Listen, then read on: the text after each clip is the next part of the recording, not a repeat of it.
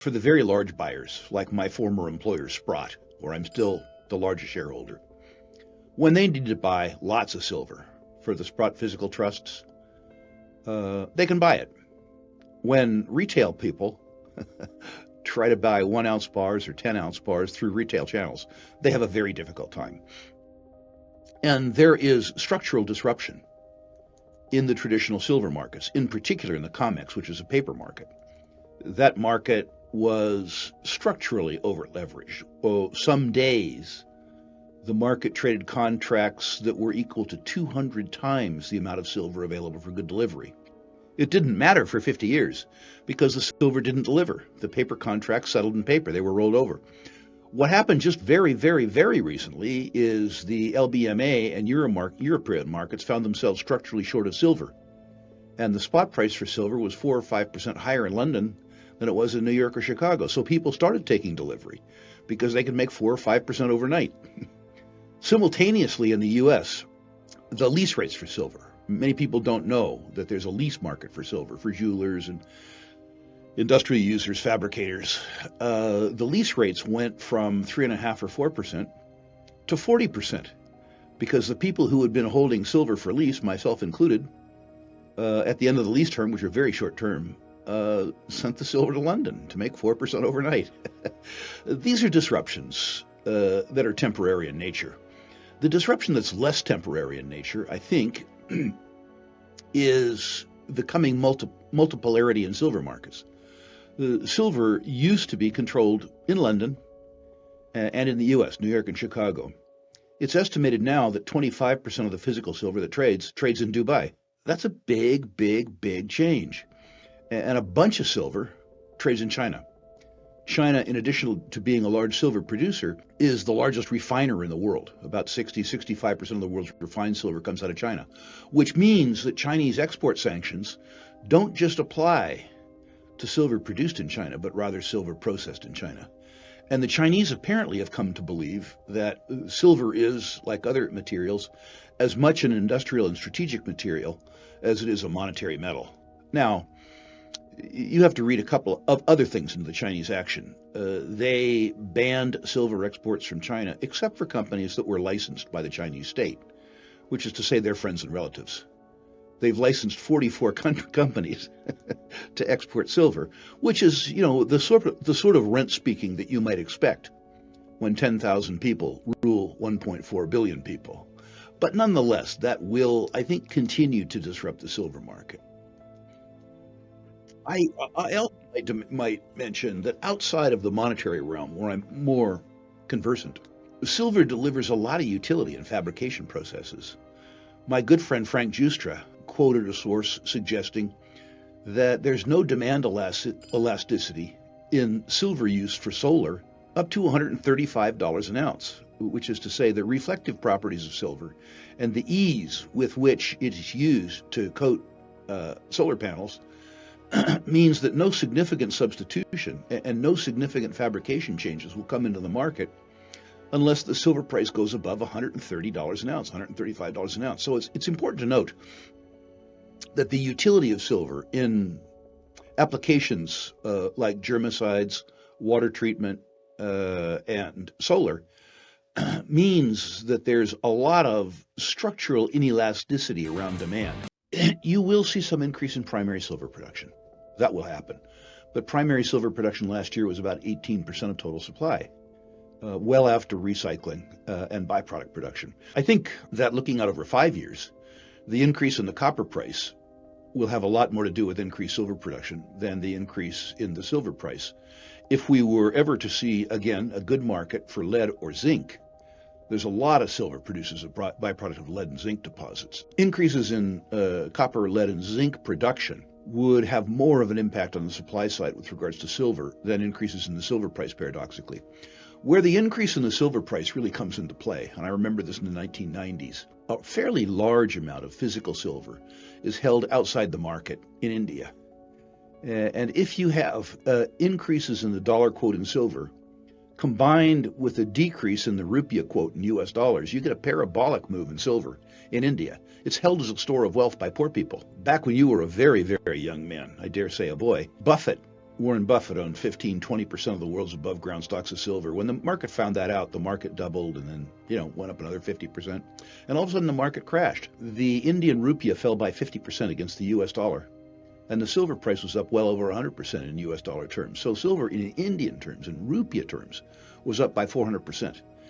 And that corresponded to, and I forget what it was, either a drought or a flood, but a bad harvest for the Indian peasantry. And they had the choice between keeping their silver, which was up 400%, or feeding their families. Pretty easy choice. Things are getting better in India. So it could be, on the other hand, that an increase in wealth in rural India in particular leads to a structural increase in silver demand. I don't know the answer to that. I'm speculating. I do know from having been to Dubai a lot that a bunch of the physical demand for silver in Dubai is Indian, either from Indian guest workers or from, how would you call it, fishermen. It seems that there's an excise tax on silver, and sometimes Gujarati fishermen in Dubai set off from Dubai with fishing boats that happen to have some silver, and fishing boats from Gujarat set out in the Indian Ocean, and they meet. And somehow Dubai silver becomes Indian silver, pre-tariff. I think it depends on who you are and how long you've owned your silver. Whenever I buy anything, I write myself a memo, page and a half long memo, that says why I'm doing it, what could go right, what could go wrong, what time frames am I looking at, what price expectations do I have, and what will I do if something goes wrong.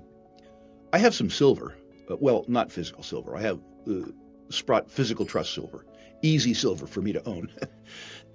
Which I bought because I thought that silver was underpriced and was going to pop. Well, my reason to own it has taken place. The stuff goes from $25 to $70, $80. And I look at my thesis and I looked at why I owned it. Well, why I owned it has occurred.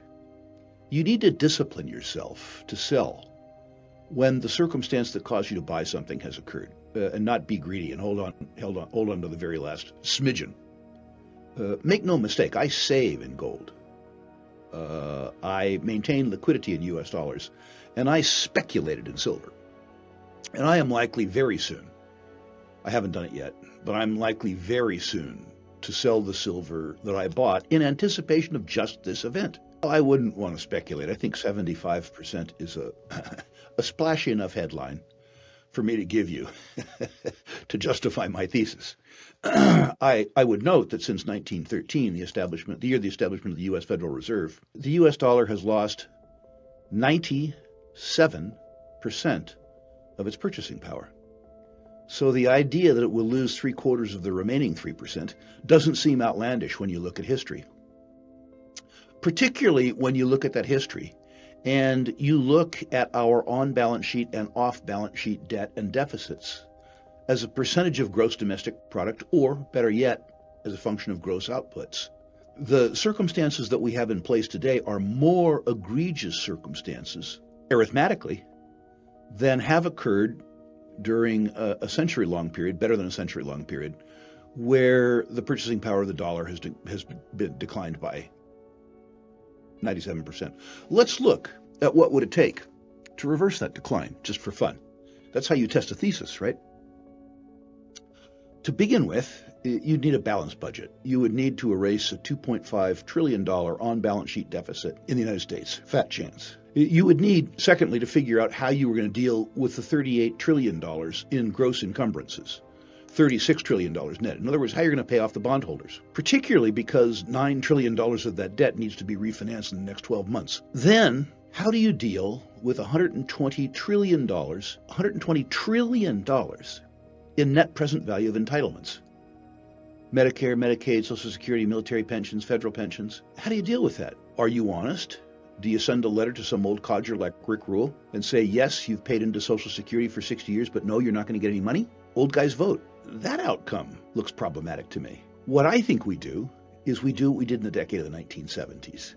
You're too young to know this, but let me tell you what we did. We'd fought 2 wars in the 60s. We fought the war on poverty, which we lost, and we fought the war in Vietnam, which we lost. And what we had left over was a bunch of debt and deficits. And it was politically unpalatable to say to various creditors of ours, either bondholders or entitlement beneficiaries, that they weren't going to get paid. So what we did is we honored the nominal value of our obligations while inflating away the net present value of the obligations. We reduced the purchasing power of our obligations by 75% in 10 years. My suspicion is that passes prologue. If you did that, you would reduce the real value of U.S. obligations, the purchasing power of U.S. obligations, from a gross total of, $155 trillion down to some number like 35 or 40 trillion dollars. That's not such an ugly number. It's ugly for the people who are bondholders, and it's ugly for the people who rely on entitlements. But it seems to me to be the only arithmetic way out of this fiscal trap that we've put ourselves in. Of course, Mr. Trump says he's going to grow the economy out of this. Do you know that I've heard this out of every president in the United States since Eisenhower? You may not even know who Eisenhower was. He was so long ago as a president.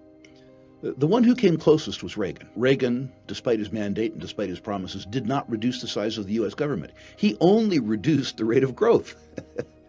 Reducing the rate of growth of government while at the same time crushing inflation with very high interest rates and taking a recession is what led to a boom that began in 1981 and really ended in 2022. I don't even know if we have the will to raise interest rates. Never mind reduce the size of growth of the U.S. government. If you look very recently, the Department of Government Efficiency didn't do anything. It was a tweet machine. So, your listeners will have to decide for yourself whether we can grow our way out of this dilemma, whether we can solve this fiscal dilemma some other way than the way we solved it in the 1970s. I'm not smart enough to know how we do that.